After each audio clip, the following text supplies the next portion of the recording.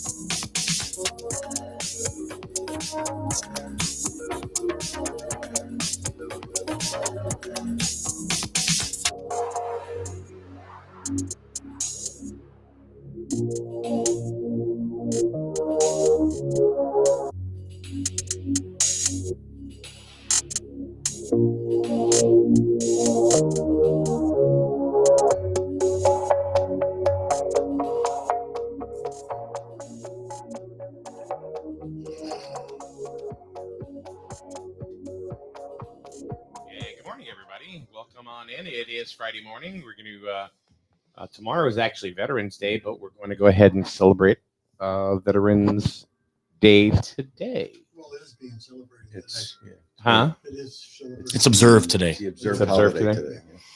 All right. So we want to start the show. We have a couple of young folks, you can see right in between our two veterans today, Wayne Malin and Scott Fryer. And that's why don't you go ahead and announce them? That's my niece, Brielle Marquis, and my son, Bo Kadelchuk. And Oh, say hi. and I guess you guys are. Well, you do it. You gotta introduce it. Yeah, we're going to do the Pledge of Allegiance. That's it. Are we all standing? We should. All right. All right. The kids are going to go ahead and do this for us. Ready? Whenever you're ready.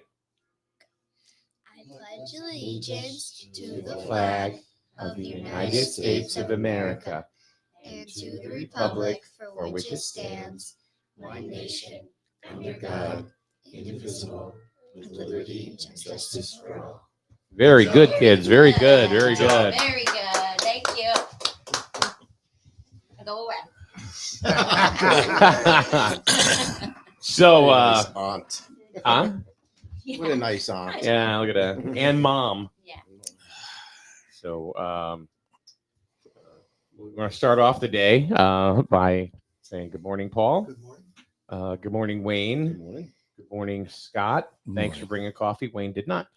And thank you for showing up, Brianna. Of course. I can't Of afford it, course. Mike. I didn't get the job. I'm happy to be here. Mike told me you guys missed me. Is that true?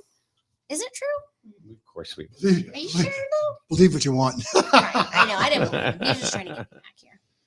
Well, no. You got to have the eye candy of the show. That's what I But see, if I say that, then all of a sudden now I'm a male chauvinist pig. I don't You're think so. saying that. I'll No. take all the See, you're compliments good I with can it. You're get. like, Yeah. you're right. No, I don't you just care. have good eyesight. That's all. Yeah, Yeah, yeah. I'll take all. I am. She brought no sandwiches today, Yeah. so There you go. but Scott brought coffee. He did. Cheers. Yes, you did. He's got the job. You know. Oh my goodness! Oh my goodness! You can take up So- a collection if you need it. That's it. Pass that. We're just here to take up a collection for Wayne. I am now retired, Yeah. really retired. That's right. I am retired, but not going away. No, Good, good. We don't want you to go away. I told you, Scott. I told him last night at the game. I said, I got a feel we're going to see you around the station a lot. Yeah, if the Wasileks don't show up or if Paul keeps hurting himself, I can show up and fill in if you want. Give me a Okay. text. You got my number. So before it was Mike and a Wasilek, now it's going to be Mike, a Wasilek, a Lash, and maybe a Malin. But Sometimes Friday's my Scott. night. So if you want to be on Friday, you have to go through me and Mike, right? Yes, well, Okay. not go for you. You go through What? you. Go through you. Yes, Yeah. Wayne can join on Fridays. It's fine. It's a mighty cute hat that you're wearing today. Oh, thank you. It is. Yeah, you I like thought you were the talking to Scott. Scott, it's a mighty cute hat that Thank you're you. wearing today. Thank you. So, Pledge of Allegiance. That's okay. oh God, I thought you said, "Oh my God, I did take my no. Adderall." Oh no! I think it's acceptable for women to not remove their hats. Really? No, it's not. It is. There's no way. I believe that is true. Well, good. Same with because- the national anthem. When they play the anthem, I think it's Really? acceptable for women to not remove their hats. It's Interesting. optional. Interesting. Really? Why? Why is that? What if I they don't know the hair's origins of attached that. to the Yeah, hat? I don't either. And that could be really embarrassing. There's a If she's got to take the whole hair off. You never know. Yeah. Yeah, that's true. So you're the youngest one, other than the kids here. Mhm. What does Veterans Day mean to you?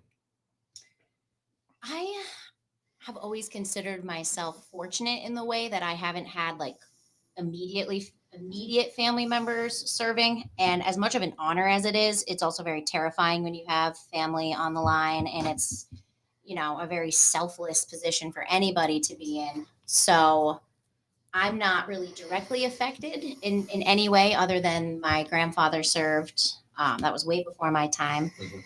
And my younger sister actually just married a guy in the military. He's in Yep. the Army. So they moved away. So I find that it's affecting me a little more than it ever used to. But But maybe it's- not. Is that how is it affecting you? Because she moved away. She lives in Georgia now where he's stationed. And So he took your sister. Yeah. There you go. She had a there you baby down there. I haven't met my nephew yet. So, and when I hear things about, like, are you guys not getting paid? Is the government not getting paid? Like, what's up with We're that? getting paid. They're getting paid. Were they not? Were they not? Well, so the budget had to get approved through the House and through Congress. They didn't come to an agreement, but they passed a continuing resolution, which is up, I think, in a week. Yeah, coming back up again. It's coming back up. So if it doesn't pass, we won't get paid. We will get paid eventually, Yeah. but we won't get paid normally. But who can take all that time without getting paid? You know what I mean? Or you Yeah. gotta wait. So I find that They those can. things. Yeah. Yeah. But the people making that decision are Yes. getting paid. They're Right. getting- Yeah. Why are they not getting paid? Why are So they not getting those paid? things, when stuff like that are, of course, the war, and I'm very, I feel it a little closer to my heart now because I would be affected. My younger sister would be, we all would be. Mhm. So this is really the True, first time true, I've yeah. ever, you know what I mean? And like I said, it is an honor, and I'd be so proud to say I had a family member currently serving, but I don't, other than my Your brother-in-law. brother-in-law. Yeah. So. Scott, what does Veterans Day mean to you? First of all, let me ask you: how many years did you serve? 24. 24 years, and you're from New Jersey originally. Correct. How'd you get to Connecticut? The Navy brought me here. Okay, so you So- were down at Sub Base and Grand. I was, since 1991. Oh, okay. Yeah, I did a tour duty in Charleston, South Carolina. There was a couple boats down there that I served on. And I came up here in 91 and I never left. You never left. I got caught in the New England tractor beam. Are you happy that you ended up here? Or Yeah, because I mean, people can say, "Oh, if I would have done this differently or done that differently," I have no regrets. Yeah. Do I want to leave here? Yes, but I've had opportunities to leave before and I didn't. got it. But my kids were born and raised here. This is my home. If I could pick Griswold up and move it someplace less snowy, like Alabama, that would be perfect. Alabama's I the first know. place that comes to mind. Yes, that's where I want to be Really? Why Yeah. Alabama? because I love it. Oh, all right. Okay. Yep, Gulf Shores, Alabama is where I want to be. So when you so you were in for 24 years. Yep. What was did you enjoy being in the military? Every day. Okay. Listen, there was days that were better than others. Yeah. But I enjoyed every single day. What is it you enjoyed so much? Um, I'm not being facetious. no, I know. really- I know. I didn't have the experience. I mean, there was a lot of things, right? It's hard to put your finger on one thing, but if I had to choose one thing, it was the people that I served with. The selfless dedication to duty. You know, listen, there's always going to be that one guy occasionally who's he's going to be that one guy. But I didn't love everybody that I served with. But speaking on the whole, I loved everybody that I served with. And I made lifelong friendships from boot camp all the way till my last duty station. I made friends that I still have today. And you still work. I do. I'm still serving with the government. So I'm on my. Are you at the same office and same everything that when you were actually in the military, or? No, I work at the shipyard, but I work at a naval office at the shipyard. So I still do work for the Navy. Just as a civilian. Yeah, we're just providing oversight to the shipyard. There's a lot of that. There's a lot of people that end up doing that. Yeah. Is it not? I mean, it makes sense, right? Because that's a double dip in the government. Yeah. When I retire from this job, So you get your retirement plus another government retirement. very nice. I mean, the benefits alone, like EB will throw money at you, but their benefits at EB can't touch what the government give you. That's why we have so many guys jump from EB over to the government side. Just because EB will pay you a lot, but they'll also work you to death and toss your lifeless body to the side so the next guy can come in and sit on top of you while he works. It's an endless cycle. So no, I love where I work. I love what I do. I still serve in some capacity. I'm in my 36th year of government service now, including military. So it's amazing. It is. Again, no regrets. There some things I wish I would have done differently. I wasn't looking for regrets. Actually. No. I just wanted to... Yeah. I love everything I did. I served because it was in my family. My grandfather served. My dad was in Vietnam, so my uncle was in Vietnam. So I have two uncles in Vietnam. So I feel that I would say it was a calling, but I knew early on that's what I wanted to do. I didn't want to go to college. I didn't want to waste my parents' money and go to college. Yeah. So I just wanted to go out and be on my own and do my thing. So I wanted to be a Marine originally, but by the way, happy birthday to the Marine, 248th birthday of the Marine Corps today. I wanted to be a Marine, but my mom was not. My mom did not want Marines. So no. Give the Marines a ride on the boat. We are the Marines Uber, yes. But listen, it was a great ride. I still am involved. The older I get, the less people I know. But the guys that were young sailors when I was an older sailor are now doing great things in high positions of leadership. And I couldn't be prouder. And it's all about, and Wayne served, so he knows. It's about leaving. What's your legacy? What are you leaving behind? What are you leaving for the next guy? What's your footprint that you left? And mine is the way that I conducted myself, the way I served, but the way I served the people who worked for me. I see guys now that work for me that still call me chief. And they say that I was the best chief they ever had, or whatever. One of my guys that I served with on my last submarine, he came in as an E1 and he just made chief. And the first thing he did after he told his wife was to give me a text and say, thank you for the guidance I gave him while we were serving together. And that meant everything to me, more than any award that I could give me on paper or monetary award, or whatever, no medals. That's the kind of things. That's what your legacy is. That's why you do it. Other than the fact that you wanted to defend your country and be part of something bigger. That's the reason why you get up every day, put your boots on. I can't, just from me being a civilian and never having that experience. One of the things that you said just kind of resonated with me from people that I always, I've known a lot of people in the military. And I said, did you enjoy it? You said every day of your life. And I don't think I can recall one man or woman that I've known that's served in our military that has gotten out and has said, man, that sucked. I don't know anybody. It's like every other job, but there are days that you're just like, why am I still doing this? I want to get out. I want to move on and do something else. Right. But at the end of the day, there you are, because it's you. It's who you are as a person. It's what you do. As growing up, I I would go home after I come back from a deployment. I'd go home and see my friends back in Jersey. Yeah. And, they all still live at home, still live in New Jersey. Most of them were in college.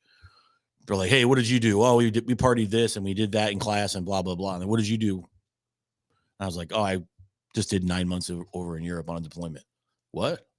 Yeah. I went to the geographical North Pole.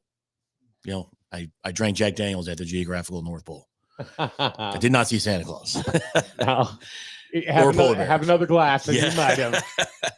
I always think about the families though, like to have Absolutely. a supportive family following you, doing everything they need to do. I couldn't imagine being a military spouse. I mean, my husband works like 16-hour days, and I'm like, this is horrible. But I'm like, he could be, in Iraq. He could be in a Yeah. Drinking country. Scotch at the North Pole. Yeah, listen, We couldn't do what we do as military men and women. We couldn't do what we do without the support of our families, Yeah. which is not just spouse and your kids, but your mom and dad, whoever is family, blood or not, you couldn't do it without the support of your friends and family. And that's a huge part of it. And they, in my opinion, they don't get enough recognition I agree. by the outside of the military. The military I think does a pretty good job of taking care of the families especially while we're deployed. It used to not be that way. It used to be like, oh, well, but now we've evolved as a society, they've gotten way better at taking care of the families because they realize, the sailor can't do his job or her job if they're out worrying about their family. Yeah. It's a huge thing. And they finally got on board with that. And they started taking care of the sailors better because just like any other business, it's all about your people. Right. Like you're only as good as your worst employee. Being a mother, and like you mentioned, your mom not wanting you to be a Marine. I mean, it doesn't matter what you are, you're still putting your life on the line. It's Right. still risky. I don't want Bo to do any of that. It's so honorable, though. It's like Well, that's one a of the mom most- talking right it's the there, most right? honorable thing you can do. It's a legacy of a lifetime. But I would be terrified. I hope he works at the diner the rest of his life, like I do. But that's your family legacy. Right. So every family has a Right. different legacy, right? But he should do what he really wants to do too. Well, sure. But if it But- were up but- to me, but- I don't want to send him out into the But is this? battlefield. Did you want to do something else? Do I want him to do something No, else? no, no. You I did, but then I kind of fell back into the diner. but now you're invested in that. I am. And you're Yes. vested. Yes. So it's different. It's kind of like Scott being in the military, Wayne being unemployed, Retired. Paul being retired. They all did their thing, Yeah. So you look like you're gonna tear up on this. No, but my grandfather, he's always like, Bo's gonna look good in that army uniform. Don't yeah. say that. But it could be one of the best things ever for him. It could be like some people really need that. That's like a stepping stone for them. So So when you like you talk about family, Scott, did you meet your wife Brenda here? Or? Yes, I was already here. So she's a local lady. she's from Rhode Island. Okay. So- all right. We got Whereabouts in Rhode Island? Warwick, I got a lot of family in Warwick. Yeah. Coventry. Coventry. Come on. I know. It's Coventry's Connecticut. Coventry's Rhode Island. Even I know that. I'm a Jersey boy and I know that. Cranston. Cranston. The Cranston. You know what the Cranston lean is? What? It's the guys that drive like this. Oh yeah. My uncle was a detective in Cranston for 20 years. But yeah, I met her here on a blind date, Drove like this. and I was fortunate to not have to move my family around. I tried to take my kids to Hawaii before they got school aged. Right. I tried to get stationed in Hawaii, but the problem with that is the higher in rank you get, the less opportunities you have because there's only on the submarine, there's only one of me. Gotcha. I mean, there's only one of me, but There's only one Scott Fryer. But my job on the submarine, there's only one. So it has to line up kind of, and it didn't line up for me. So I ended up at submarine school for my last tour, and it was pretty glorious because I got like every job I did in the Navy was rewarding in its own way personally. But that last job I had, I didn't do a whole lot because I was 2 years left before I retired. Yeah. My twilight tour, they call it. I did work. I taught guys how to drive Virginia class submarines my last 2 years in the Navy, and it was kind of fun. It was like you mean you drive a submarine? Is that what you did? yeah. Well, I did that. What's cooler than I that? know. I don't know. You don't think of it that way though. Well, no, but see, I won't even get in a submarine because I'm claustrophobic Right. beyond Same. belief. Definitely not. But It's like just Get in your car Emo. and drive down the highway, an empty highway. He ain't going anywhere with that. Also true. Wait, what branch of who pushes the submarine? The nukes. Okay. The nukes do it. The nukes, They heat the rock that makes the steam that makes the thing go roundy. Run a Yeah. reactor. Yeah. Roundy, Yeah. roundy. Makes the propeller go roundy. We all work together. Victoria says, when my oldest son went to boot camp, it was like him leaving for kindergarten again.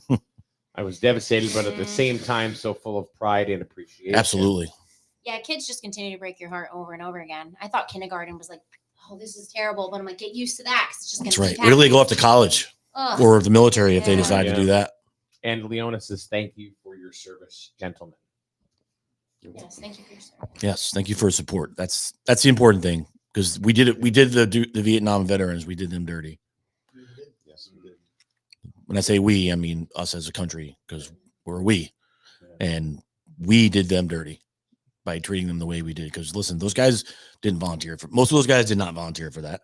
They went over. They got drafted. They got sent over there against their will, but they did what they had to do, and they sent them home.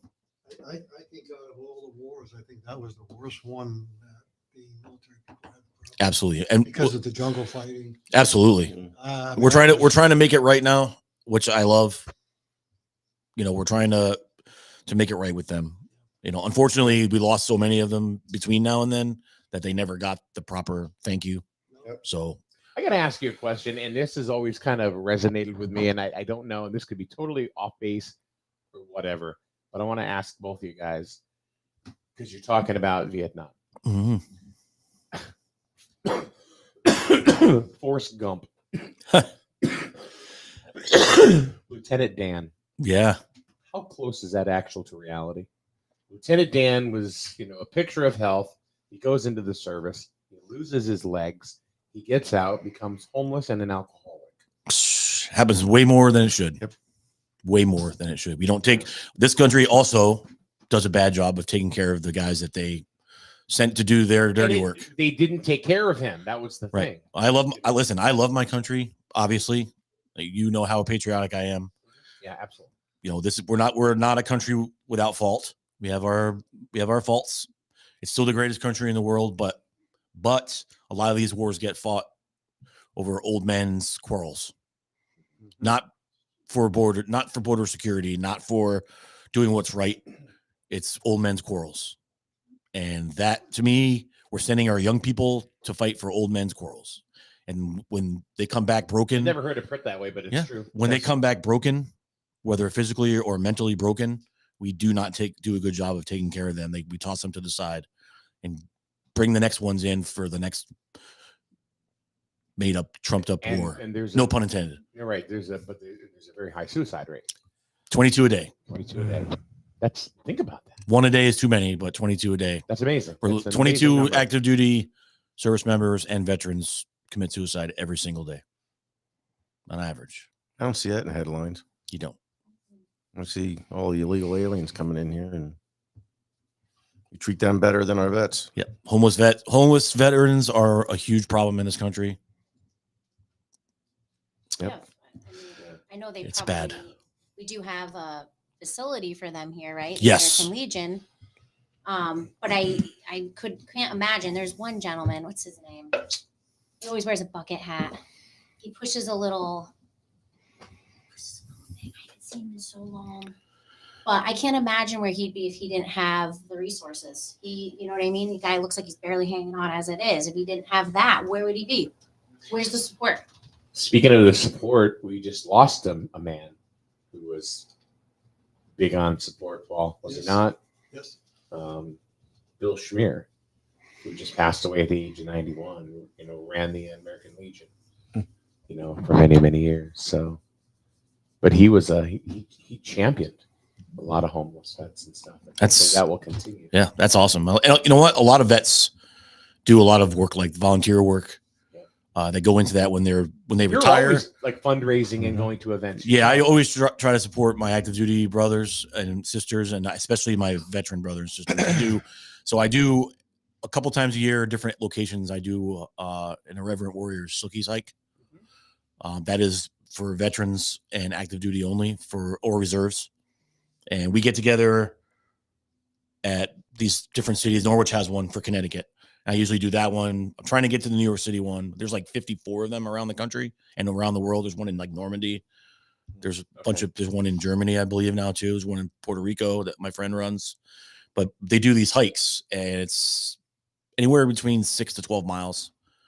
And we hike together in a group and we support each other. We make new friends. You open up because no one knows a veteran like another veteran does. People can, no offense to civilians, but like you had said it, you don't understand. You don't have that mindset. You don't understand what it's like. Only a veteran knows a veteran. I can't tell you how you feel because I haven't experienced. Right. It's because you know the things that they went through, even though it may not be the same service, right? I may be talking to a guy that was served in the Marines for 20 years, but I know what he went through and what he's going through now.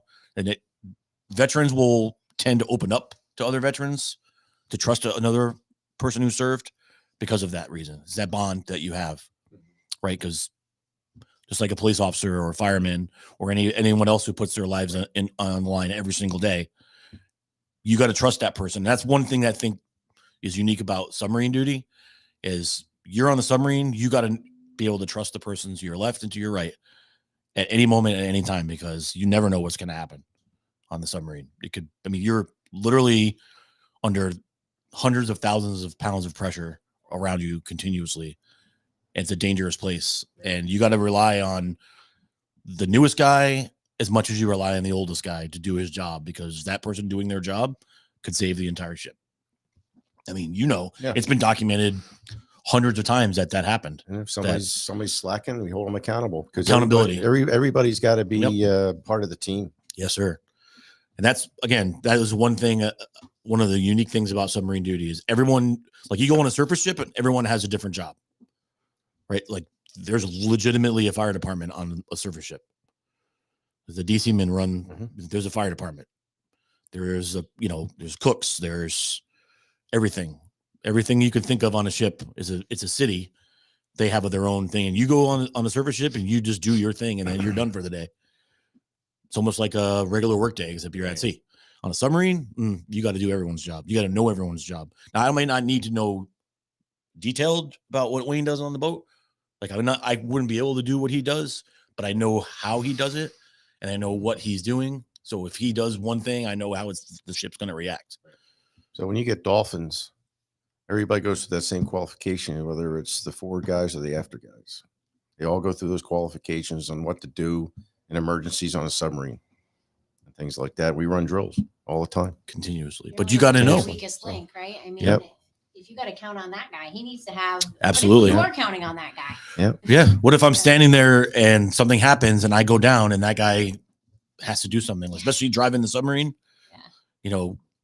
The older submarines, when I came in, the young guys, the new guys drove the submarine. It was kind of like earning your fish. Part of that was you got to drive the submarine, and then you were supervised by 2 senior people. But then now the new submarines, the senior guys drive the boats. It's fun. Is that the most important job? Is driving it? Everybody's job is equally important in their own way. We can drive it also. Yep. Then they have Yes. submarine races then. Yeah. You ever see one? Well, Yeah. I mean, your eyes are You your didn't know sonar about that? techs. Your eyes are your That's what sonar they do. techs. It's like the Scooby-Doo You know, Lap Olympics. and you got they get the down there, they have sub races. Guys mapping your course. You've got Don't have submarine races. the guys running the steam propulsion back aft and controlling the reactor. And Then you have the most important job on the submarine, the torpedo man. I would think We're in charge of the bombs. yeah, the mess hall is. Yeah. The submarines what, exist because of my job. I was an electrician's mate, and Let's talk about your service. Now, you were in the Air Force. you're funny. What's wrong with the Air Force? Why are you picking on them, Mike? I was an electrician's mate on a Well, you submarine joined the Air Force. only for 6 years. The wire biter. Only for 6 years. Although And I'm the same way. I grew up in Delaware, in Newark, not Newark, Newark. Newark, Delaware. and got up here in Groton, and I met Mary Beth up here. She was in Brooklyn, and Yep. I walked into a restaurant with a buddy of mine, and our eyes met, and that was it. That was it. That was the end. And I was trapped. That's it. Snagged. And so unlike Scott, I was coming up to re-enlist, and they were really pushing me, and I was like right on the edge, and just had a daughter, and I was like, I want to really watch my daughter grow up. That's a tough thing, even for sailors, just to Sure. leave their family. And Mhm. so I made a choice. I said, if I signed up again, then I'm in for 10 to 12 years or whatever. That now it's like, okay, once you make that decision, you're in for at least the 20, right? Right. So everybody has their own goals, right. and they, of course, they have their own reasons for reenlisting or wanting to Correct. stay in. Or right, I chose Or to leave because I wanted to see my family. I want to see my daughter grow up, Right. be with her, and stuff like that. and So you ended up at Millstone. I ended up at Connecticut Yankee, as a matter of fact, first. Okay. And then when we went through that whole debacle in the 90s of Northeast Utilities and things like that, they shut Connecticut Yankee down. I moved down to Millstone. I was there since 97. Now, did you take any of your training from the military? Absolutely. I went into the Navy to be trained nuclear, to get the nuclear training. And so if I decided to get out, I could work in a nuclear power plant. That's correct.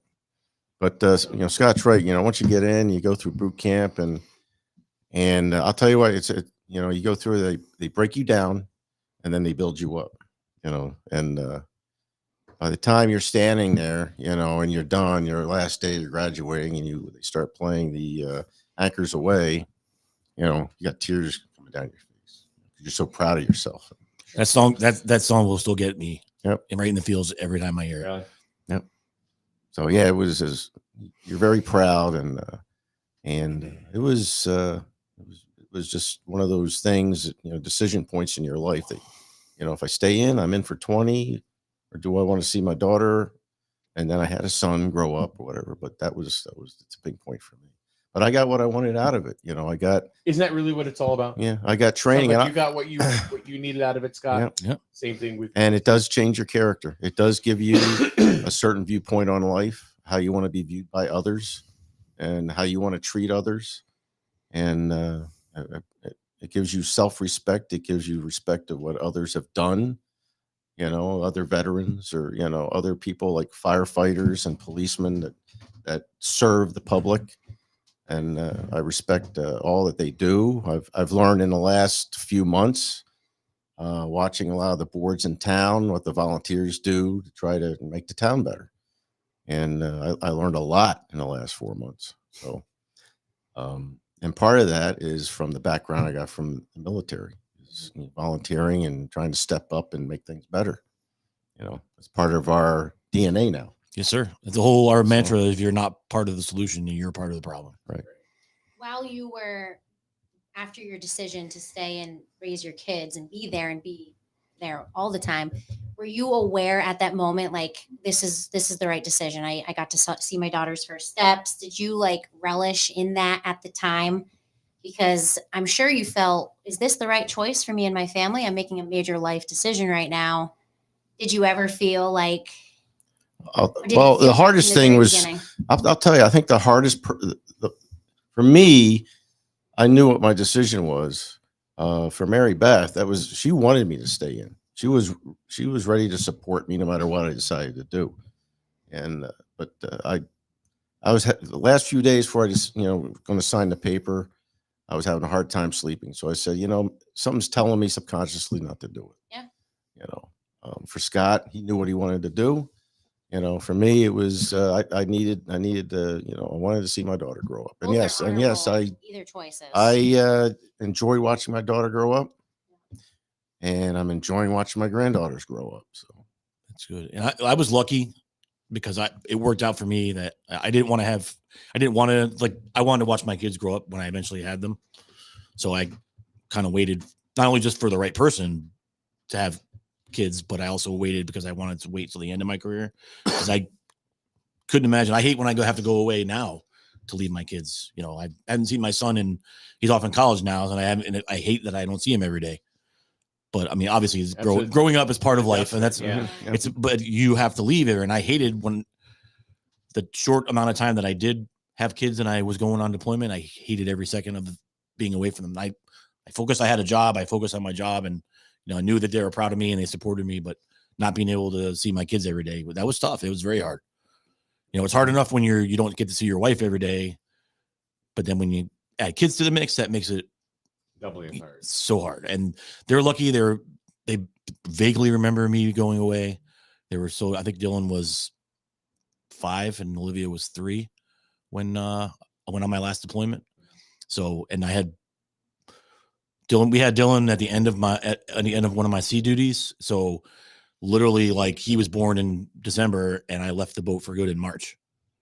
So I think I only went underway one time while he was a newborn, and that was for like 3 weeks. And What's then that transition like, though? Because you go back and forth between family life, and then you almost have to put your guard up, because how can you know you're going? You could potentially be in harm's way. Yep. You have to shut that off, because otherwise you're never going to leave your family. Right. And you have, and then plus, and you have to focus, because Yeah. you've been doing it a long time. You got to focus. Okay, now it's still here, but up here has to be. We're going. This is serious business. Like I said earlier, and a submarine, it's inherently dangerous. You are surrounded by things that want to kill you continuously, meaning the ocean. Humans are complicated. We're not robots. We can't shut off. They're people. Emotions. Exactly. We just have to figure out how to make sense of them. And like you said, put that there so you can do that now. But that doesn't mean it's easy. And you go back and forth between that. And I wouldn't be able to do that. No. And I can only speak from my experience, but then, I see you have our soldiers that go out and they deploy for 9, 10 months, 11 months, whatever it is that they deploy. And they're legitimately in harm's way, like could get blown up, shot, killed, whatever, at any moment of any time during the day. And it must be hard for their families to, know that it's over there, and hopefully you never get that phone call. It's a thing. And that's why I feel like, I'm glad that the country chooses to pick a day to honor those men. Because there was the whole argument of the difference between Veterans Day and Memorial Day. Memorial Day is for the guys that never came home. These Veterans Day is for the guys that are home, that are here and they're still serving, or the ones that served and they're still here to talk about it, to come on in your show and talk about it. But I'm glad that the country does recognize it. But, for guys like us, Veterans Day is every day. Like, I always take a time to thank a veteran, or I'm a huge sucker for veterans organizations that need help. I'll go out of my way. If I can't help them financially, I'll help them with my time. And it's big, because a lot of those guys they're not really looking, especially if you're a fellow veteran, they're not looking for your money. They want you to come spend time, put time in, volunteer. Home. I don't think I'll look and I'll see like Facebook stuff, and you'll be like off somewhere. You're everywhere. Yeah, weird, right? Huh? It's weird, right? I can't sit still, man. Something like, whether it's a fundraiser or whatever. The tough rucks. This is to your point. What you're saying is that you are always out and about supporting different organizations. So it's not lip service. I mean, we see it all the time. And it's not, but it's a sense of duty, right? Giving back, because the military gave me a lot of things. The military gave me a good paycheck, steady, good paycheck. They put a roof over my head. They fed me every day. I got to go on a pretty damn cool adventures. And got to meet a lot of amazing people. I got a degree for free. My son is going to college for basically free because I served in the military. I gave him my GI Bill because I got my degree while I was on active duty. I gave my kids the GI Bill, so my son's getting his college paid for. Very good. So and it isn't just that too. Like, you see me around town, I do That's a lot. an incredible benefit. Yeah, absolutely. That's an incredible benefit. Even around town, I try to give back here in town. Like, this town's been good to me. This town, how much I believe in this town. I mean, obviously, I just served on the Board of Education, but that's things I believe in strongly, and that's why when I was asked to do that, that's why I did it. But it's that you tend to find most veterans are the same way.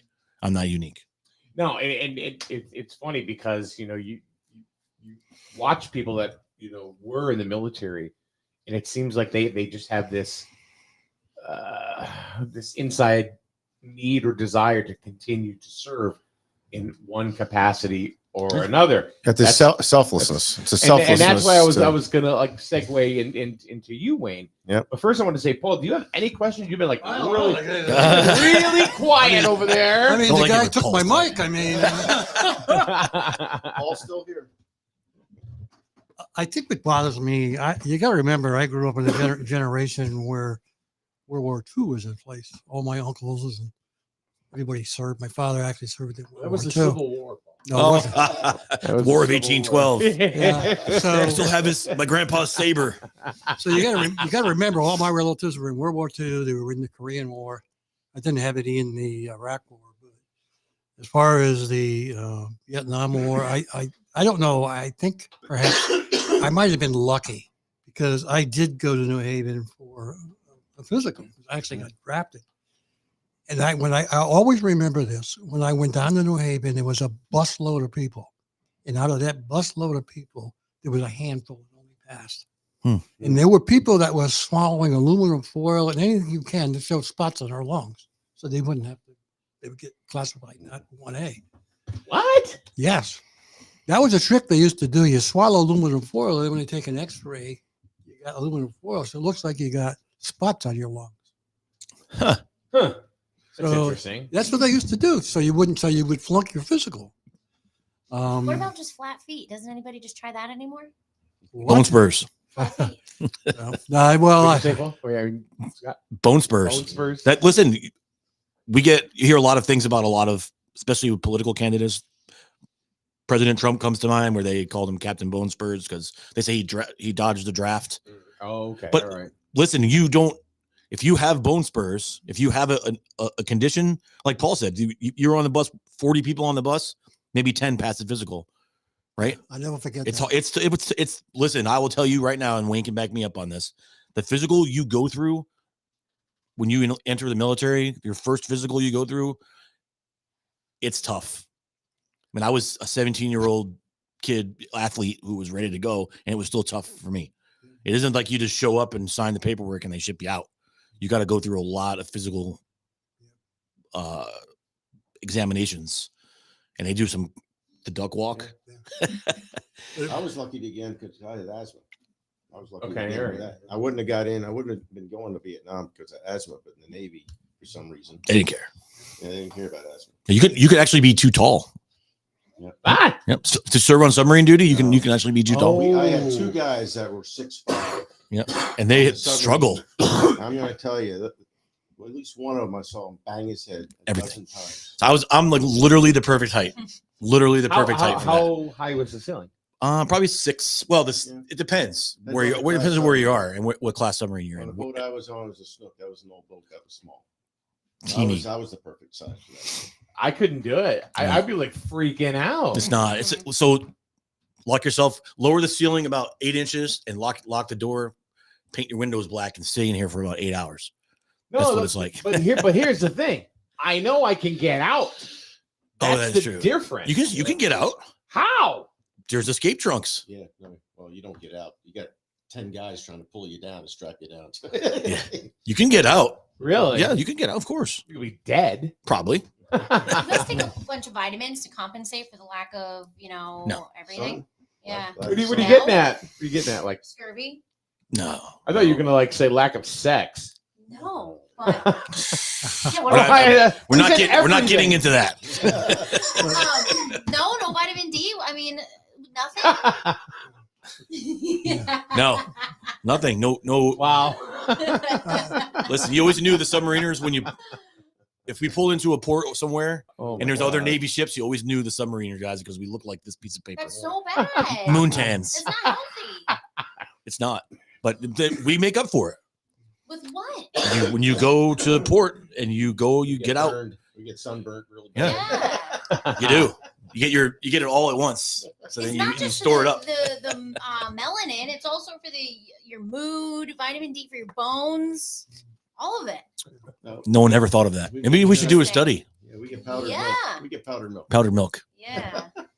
I think out of this whole thing, coming from my generation, I really feel, I mean, when I see these young kids burning flags and disrespecting everybody, that really irritates the hell out of me Yeah. because I've come from a generation where I grew up where you always respected the military.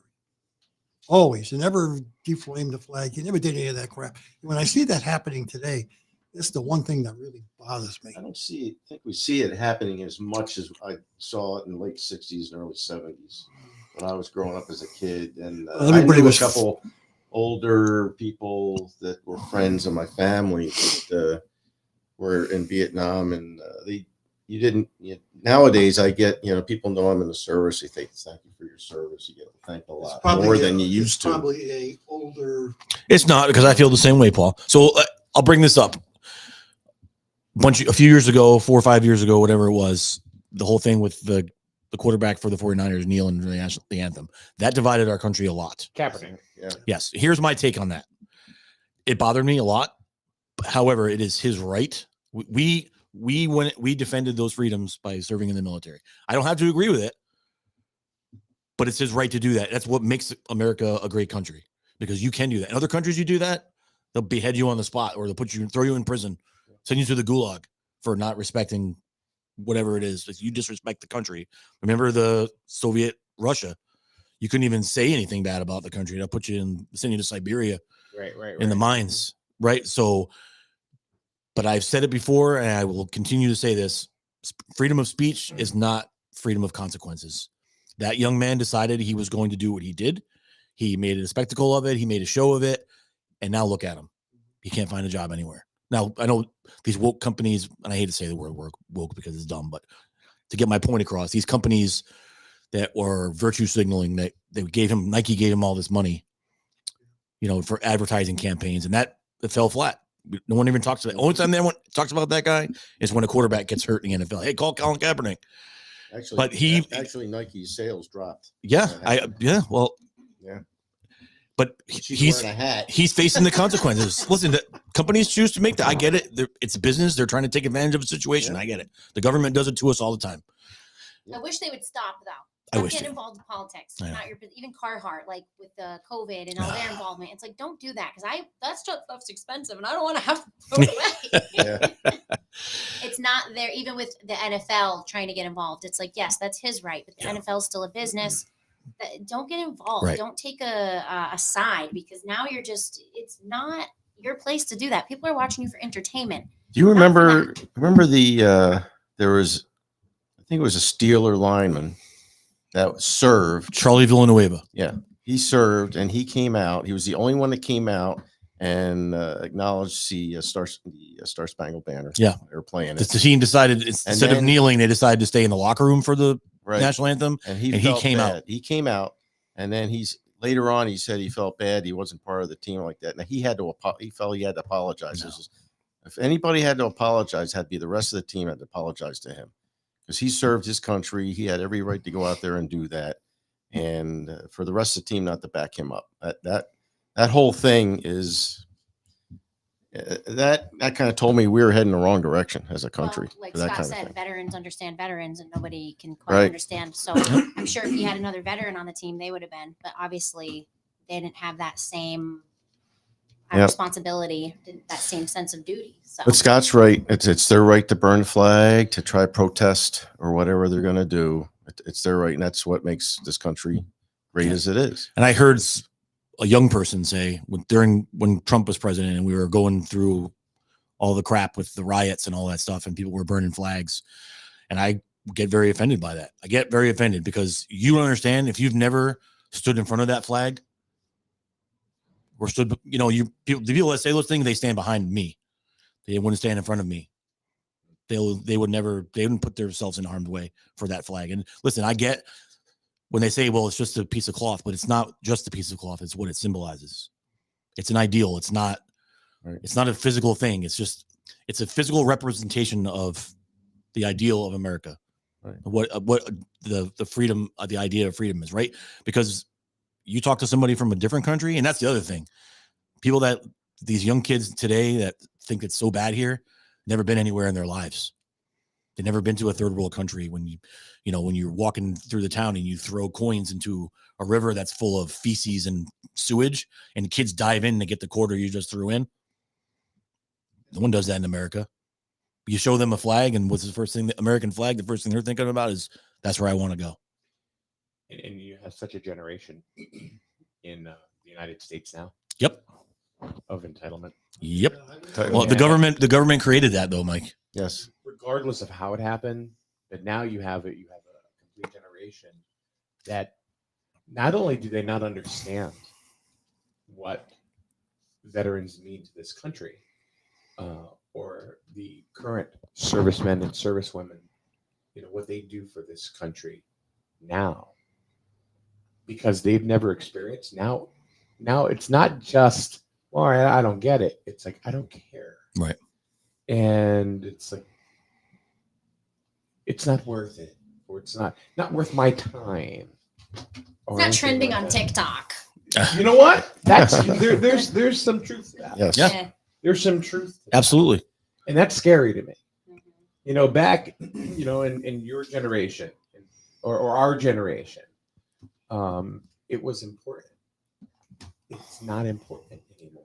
Well, that's why I say if this thing comes to a head that we're doing right now, because it's trending in that direction, this whole thing, amazingly, this whole Israel-Palestine thing is actually Biblical. so for lack of a better term. But listen, that's really bad, and we're involved, and now it's bad in this country right now. Like, the anti-Semitism is at an all-time high. I know, it's awful. And I'm very conflicted not conflicted because I know where I stand. I don't feel the need to tell everybody this through virtue signal, because the people that I love know where I stand, and the people that this affects directly know where I stand on this. But it's a little bit scary because we have people in our own government that are cheering on these terrorists. Because listen, the people of Palestine, the people that live in Gaza, they're not the terrorists. It's the government that leads those people. That's who Israel is fighting. They're not fighting the people, right? But the people, those people over there will kill every single person just for the sport of it. Yeah. Every single person that opposes them, that is not their way of life. You can virtue signal all you want and put your Palestinian flag up on your Facebook profile picture or whatever you want to do. But when it comes down to brass tacks, that person will cut your head off in a hot second. Because you're an American they don't care that you support them. They don't want to hear none of that. Right? Do you know what I'm saying? But it's spreading like a disease in this country. It's just like, and it's fueled by social media. It's fueled by the news stations, depending on what news station you watch. Like, since when did it become a bad thing to be patriotic too? Right. Well, it's like, it's not even, they don't even call it patriotic anymore. They call it, I forget what they call it now, but they coined some new buzzword for it when Trump was president. And so you can't be patriotic anymore. Now you're take down your whatever American else. flags. So you should be ashamed. Come take it down. That's what Yeah. I got to say But about after 9/11, Come take my flag down. Come at me, bro. whatever. There's all kinds of unity, Right.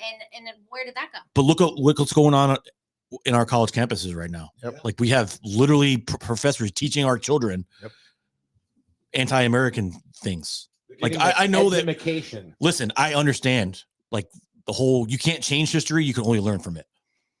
And I get that, this country was built on, like every other country, it was built on blood. And that's an unfortunate thing. Slavery was unfortunate. It was a horrible thing. And it's an embarrassing part of our history. But we can't change, you can't just make it go away because you tear down statues and you pull things, you rip things at pages out of history books. It's still there. We can only hope to learn from it, that we never let it happen again. But we have people that are in our schools telling our kids, my kids, that they should feel bad about who they are. Right? It's not, you didn't choose to be white, you didn't choose to be black, you didn't choose to be Asian, whatever it is. You were born that way. You shouldn't feel bad about who you are. And the fact that they're teaching our kids this is, I'm not on board with it. I cannot get on board with that. I don't want to get off on another, because we can talk about this all day. But it's just a shame what this is turning into. And we need a reset. I don't know what that is. I don't know how we do it. Oh, it's coming. But we need a reset. because you can say anything you want about the last guy, about 45. You can say what you want. He's not a good person. He's not a nice guy. He's selfish. He's loudmouth, this and that. However, he ended wars. There was no new wars when he was in business. There was no record inflation. I just got my tax bill for the year for my taxes, and my insurance just went up $300. My mortgage just went up $300. Do you think because there's of all this anything thing. that will bring unity again, though? Because I don't know. Of like, okay, the shooting that happened in Maine, that should bring everybody together, but it doesn't. It doesn't. It separates. It continues to divide. Yep. And I'm thinking of, okay, if something horrible happened like 9/11 again, I don't think that would bring unity. I think once again, Well, people would separate. take sides because people will take sides, and that's exactly what the media wants you to do. They're the ones that drive this. They drive the whole thing. I think it was Hillary Clinton that said, "Don't ever let a good crisis go to waste," because they love it. Because they're not only are they succeeding on that, they're also getting rich off it. That's getting rich off it. They get rich off it because this is all about money. Everything's follow the money. COVID, a lot of them got rich off of COVID. Not a conspiracy theorist, but that is not even a conspiracy. That's a You just thing. need to look at their bank accounts. So Have to be But specific about Regardless, it is Veterans Day. and Yes. so we do appreciate your service, Wayne, and your continued service. yeah, so I just want to spend a few minutes today to talk about the election. I wanted to say, hey, I don't want anybody feeling sorry what the outcome was. I learned a lot. I truly am thankful for all the voters that came out and supported me. And whatever happened, we look at it as a successful loss. We did what we wanted to do. We made the town better. We got a good board that's going to lead us the next 2 years. It's going to make it better. I expect Tina's going to do a good job. Martin's going to do a good job, and Rich, and we're going to get more communications. And I've already reached out to them and said, if they need any help, let me know. And Rich I'll help 'em Grabowski's out. also a veteran. Yep. And Rich Yeah. Grabowski is also a veteran, I believe, Air Force. And so, my story's not over here. I'm going to be around. Paul's also offered me, there's positions out there. Rich Wasilick has also contacted me. Tyree Rowe, you got a Yeah. job already. Right. So, yeah, but I ain't going to get paid. It's going to be volunteer. That's all right. You can't hug that mic. Yeah. Isn't that what retirement is, though? You volunteer for everything from here on out. Yeah. So, and you notice when Paul took the microphone, to talk, he didn't give it back. You had to grab it back. Then. yeah, It was like, that's "Whoa." okay. He's got the day off today, pretty much. I mean, he showed up with his pink cup and he's just sitting there. But yeah, it is Veterans Day, but I just wanted to throw out the eggs. But yeah, thank you. I do. I do. I'm not the oldest guy in the room here. So wait, you mean to tell me you could lose an election? Actually, the oldest guy in the room sitting behind y'all. Yeah. You can lose an election, walk away gracefully, and learn from it and respect your. Yeah, go figure, huh? Yeah. Yeah. Tina and I have been talking about this throughout the whole election, and it was pretty much the reason we were both running was to, get us moving in the right direction. And unfortunately, I'm kind of disappointed I'm not on the board of selectmen to work with Tina, but we're better going forward, and I'll find a spot somewhere to help the town go forward. And I've learned a lot in the last 3-4 months. I've built a good foundation. People know who I am now. So, and I've gotten a lot of positive feedback. I enjoy all the feedback I got on Facebook, both from Republicans, Democrats, Independents, So it was a good experience. I grew from it, and I'm 65 years old, and I learned something. So, and I want to throw it out there that this town needs a lot more volunteers. We need a lot more people to get involved. It's the only way to make this town better is to understand the facts and move forward, help the town get better. It doesn't just take 3 people. I thought that's what Griswold now was for. How about Grizzle later? Oh, well. What? Oh. I think a third person on Griswold. I mean, I don't know if you'd be able to do it with your busy schedule, but I'm just saying she'd be a good addition to the You team. see her tweak up? Yeah, that's what I'm saying. She'd be a good addition to the team. Oh. Grizzled later? Yeah. Oh. Oh. We'll tell you later. We can't put it. We can't divulge yet. I gotta say, I get nervous though. I feel like I am a troll on Grizzled News and Notes. I feel like I'm a troll. That's all right. There's Um, nothing. There's no problem being a troll. You know, I Okay. mean, reading and Respectful, stuff like that. as long as you're Yeah. respectful. Yeah, I just Or it's supposed to be more. That's one of our more informational outlets, right? Yeah. This show, I think, is a positive outlet. People should be probably watching it more. You know, probably should be showing the chicken more, but that's okay. You get some laughs out of this show. You also get some information. I also want to put out there's going to be a significant Board of Selectmen meeting this coming Tuesday that some people should be aware of. Take a look at the agenda that's I posted online. the agenda on Yeah. Grizzled News and Notes. Yeah, by the so way, take a look at that. there. NNN. Just got to understand Got it. this is the last meeting of this current board. So there's some things that I don't think we need to see moved. So take a look at that agenda. I've got it in front of me, but there's a few things in here that I think needs to be placed on hold until the new board takes over. And I'm hoping Tina and company get a good turnover. I don't think that's going to happen, but we're going to move forward. I think it was a good race. We got a lot of people out there voting. We got over, I think, 25%. 2021, it was like 22%. So that was good. We need to keep those numbers going up. We need to get more people out voting and getting interested. This race created a lot of interest. So I'll turn it over to Paul, see what he thinks. There you go, Paul. Well, at the end, Yeah, 2 minutes. You got a couple minutes. Oh my God. Well, it was a good race. I think it was very clear that there wasn't any fist fights going on between all the candidates, which was good. So I think it worked out very well. Unfortunately, that there was a third candidate that took some votes away from. I got to say both candidates because I don't think it was solidly you because you don't know where some votes went. So, but don't give up the ship. There's always the future that you're only 65 years old. So Yeah. oldie. Well, he's only 80. So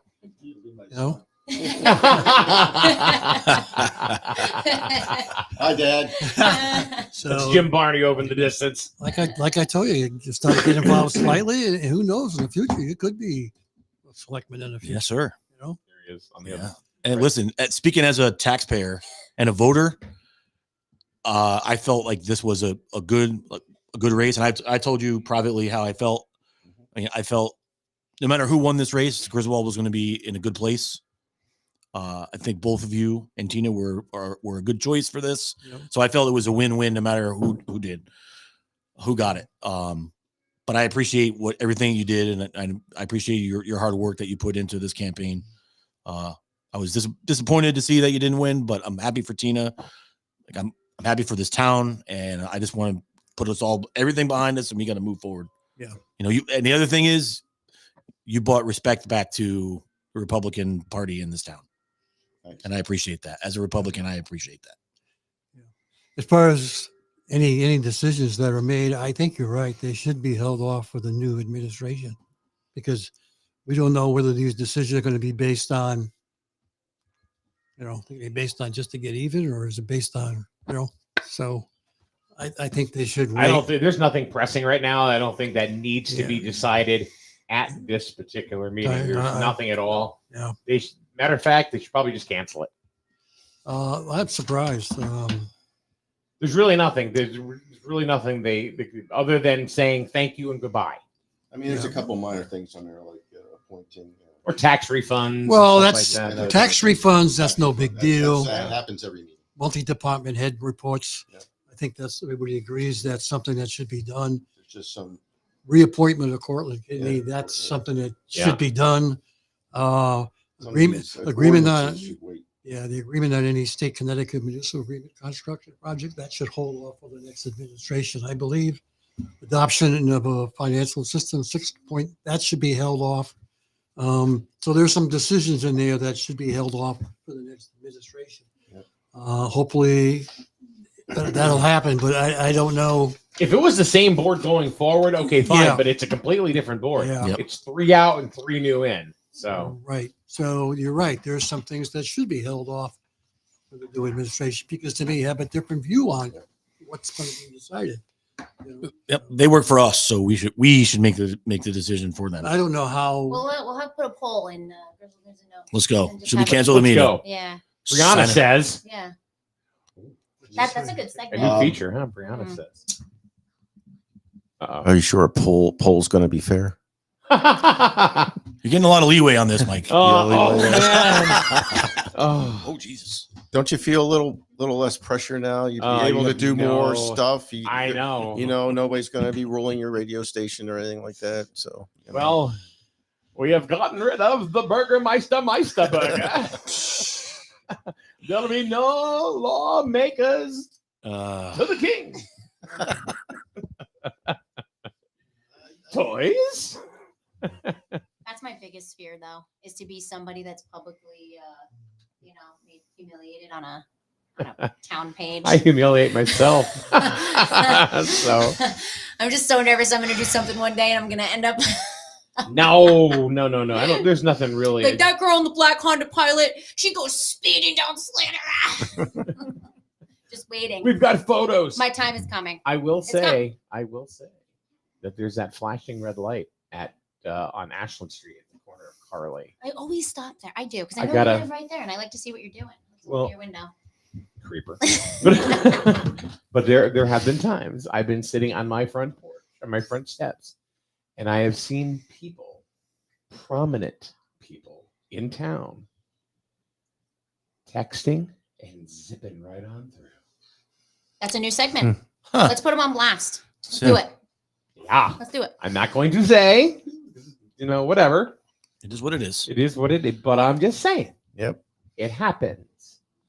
And for whatever reason, and it's a little bit of everybody. I guess is my point. It's not just, Joe Schmo, doing it. It's people that are well known in town. Yeah. That if this person or these people got caught, they'd be like, oh, well, that's interesting. I just think it's a bad thing happening all over. So I've just Oh noticed yeah, a lot absolutely. of people running red lights, not stopping at stop signs. It's like they're treating them like yield signs more than that, so yeah. Can we all collectively agree, though, you don't stop at that yield sign when you're leaving Walmart? We do not supposed. Don't You're not stop. supposed to do that. Keep it moving. You got your own lane. That's right. Keep it. That's how you can tell. And you can people from merge out of into town. that. Absolutely. Well, and the people that don't know how to I drive. always slow down and I look because you never know what the other person's going to do. So I'm going to leave you with this thought Or you can about. slow down, but you don't come or to a police Brianna stop. is. You- Right. No, I said I was going to leave you with a thought. Well, I guess- no, it's all right. It's all right. It's all right. I'm glad you're comfortable enough to just go ahead and let her rip. Yeah. When have I Alright. never not been comfortable? Well, that's a good point. But talking about like a stoplight or a stop sign or something like that. So if you get pulled over because of that, and a cop comes over to you and says license and registration, and the cop says, and then the person driving says, "What did I do, officer?" License and registration, please. What did I do, officer? Get out of the car. Okay. Well, you went right through that stop sign. Driver looks and goes, I slowed down. I looked left, I looked right, and I slowed down. He goes, the trooper goes, but you didn't stop. And the driver goes, stop, slow down, stop, slow down. What's the difference? The police officer takes out his billy club, starts whacking the driver over the head. Bam, bam, bam. He goes, now, do you want me to slow down or do you want me to stop? So there you go. Well put. And last, but certainly not least, Facebook user, otherwise known as Kathy Wassel. Going back to what you had said, Wayne, Mhm. she said a successful loss is perfectly stated. So, congratulations. Thank you. And I mean that sincerely. That's Yep. not a joke. I mean, you're on your way. And this is again, Paul. This is just talking about people that have a history of serving. Whether it's in the military, or in public service, in a municipality. So Scott on the Board of Education, Wayne, his attempt to get onto the board of selectmen, which he will get on. He'll get on boards as well, other boards. So, and Brianna just being Brianna. Well, I think we should say thank you to you two. Yeah, thank you very much. Thank you guys. Yeah, thanks for letting us come on thank you. today. Of course, anytime. You guys can Yep. take my Friday spotlight. It's fine. Mike promised me Fridays. I did not Yeah, do you such did. a silly thing. Yeah, you did. No.